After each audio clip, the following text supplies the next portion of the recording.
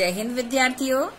आज की कड़ी में प्रस्तुत है कहानी बाल गोविंद भगत, जिसके राइटर हैं रामवृक्ष बेनीपुरी जी। रामवृक्ष बेनीपुरी जी ने इस कहानी में अपने ही गांव के बाल गोविंद भगत का चित्रण प्रस्तुत किया है।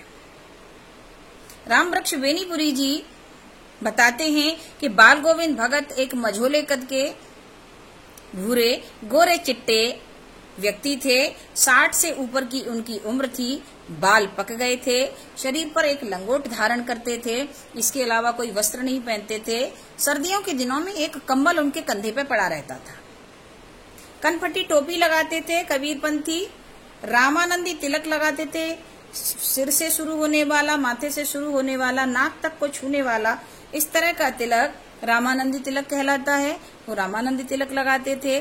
गले में तुलसी की बेडौल माला पहनते थे। ईश्वर भक्ति में रमे रहते थे। कबीरदास जी के भजन गाया करते थे।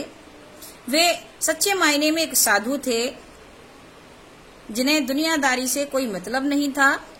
सच्चे मार्ग पर चलना, किसी की चीज को बिना पूछे ग्रहण न करना, यहाँ तक कि शौच के लिए किसी के खेत में भी न जाना, मीलों यात्रा करना, व्रत रखना, उपवास रखना। खेतों में जो फसल पैदा होती थी, उस फसल के अनाज को वे कबीरदास जी के मठ में ले जाते थे और वहां से प्रसाद के रूप में जो अन्न बचता था उसको वापस लाते थे। ये त्याग भावना उनके अंदर देखी जा सकती है। वे अलौकिक संगीत के ज्ञाता थे।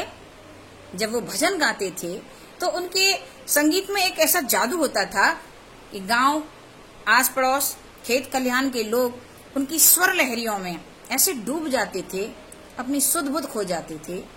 एक दृश्य दिखाते हैं राइटर यहाँ पर कि गांव में, खेतों में धान की खेती की रुपाई हो रही है।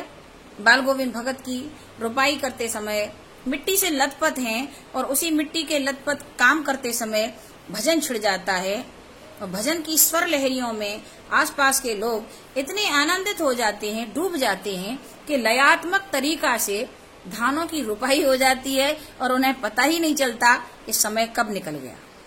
उनके संगीत में एक जादू था। भादों की रात में उनके भजनों का स्वर सुनाई देता था। लोग आके शाम को इकट्ठे हो जाते थे, सुनते थे, गाते थे, गुनगुनाते थे। होठ उनके थरथराने लगते थे, गाते थे साथ में और आनंद के चरम उत्कर्ष में ऐसे डूब जाते थे कि नाचने लगते थे। कब नाचना शुरू कर दिया उन्हें पता भी न चलता था। सुबह सुबह 4 बजे बाल गोविंद भगत तालाब पर स्नान करने जाते थे और वहां स्नान करके तालाब की मठ पर ही बैठ करके राग प्रभाती गाना शुरू कर देते थे। लोगों को पता चल जाता था कि प्रभात हो चुकी है, सुबह हो चुकी है। कड़कड़ाती ठंड में भी, जिस ठंड में हड्डियां कांपती हैं, राइटर कहता है कि मैंने उठ के देखा, मैंने जाके देखा, जिस ठंड में मेरी हड्डियां कांप रही थी, उस ठंड में भी बाल गोविंद भगत उस तालाब में स्नान करके मठ पर बैठकर जो भजन गा रहे थे तो उनके माथे पर पसीने की बूंदें झलक रही थी, श्रम बिंदु साफ दिखाई दे रहे थे। तो राइटर को इस बात पर आश्चर्य होता है कि कैसी अलौकिक शक्ति है इनके पास। बाल गोविंद भगत के परिवार में उनका एक बेटा था और एक बहू थी। इकलौता बेटा था, बहुत बीमार रहता था, सुस्त सा था, बोंदा सा था। बाल गोविंद भगत मानते थे ऐसे लोगों को ज्यादा प्यार की जरूरत होती है, तो उसे वो बहुत प्यार करते थे। एक दिन उसकी मृत्यु हो जाती है, परंतु बाल गोविंद भगत का व्यवहार यहाँ पर बड़ा ही आश्चर्यचकित करने वाला है।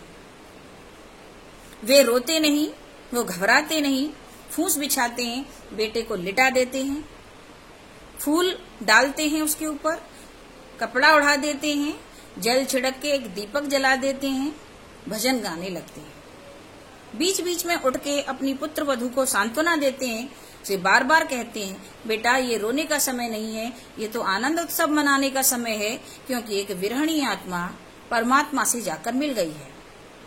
बाल गोविंद भगत की ये बात सुनकर लोगों को बड़ा आश्चर्य होता था।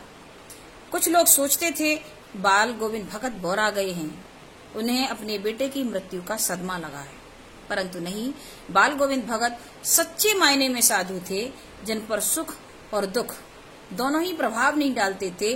दोनों ही परिस्थितियों में वो समझदारी से, धैर्य से काम लेते थे।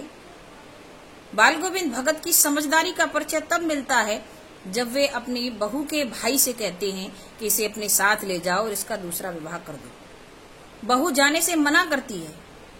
उस जमाने में दूसरे विवाह की कल्पना भी नहीं की जा सकती थी। बाल गोविंद भगत कहते हैं तुम जाती हो या मैं चला जाऊं। बहू कहती है आपको चुल्लू भर पानी कौन देगा। पर बाल गोविंद भगत के सामने बहू की चलती नहीं है, वो अपने भाई के साथ चली जाती है। बाल गोविंद भगत का क्रम वही रहता है, मीलों पैदल की यात्रा करके गंगा दशहरा स्नान करने जाना, 3-3 दिन का व्रत रखना, कुछ भी जल और सत्तू कुछ ग्रहण न करना। बाल गोविंद भगत कुछ दिन से बीमार चल रहे थे, लोगों को पता था। लेकिन एक दिन जब उन्हें प्रभाती का स्वर सुनाई नहीं दिया तो लोग खिंचे चले गए। जाकर देखा तो बाल गोविंद भगत के प्राण पखेरु उड़ चुके थे। कहानी मैसेज छोड़ती है, सच्चे लोगों को न जीवन में जीते समय कठिनाई होती है, न मरने के बाद कठिनाई होती है। वो अपनी एक छाप छोड़कर जाते हैं। जय हिंद।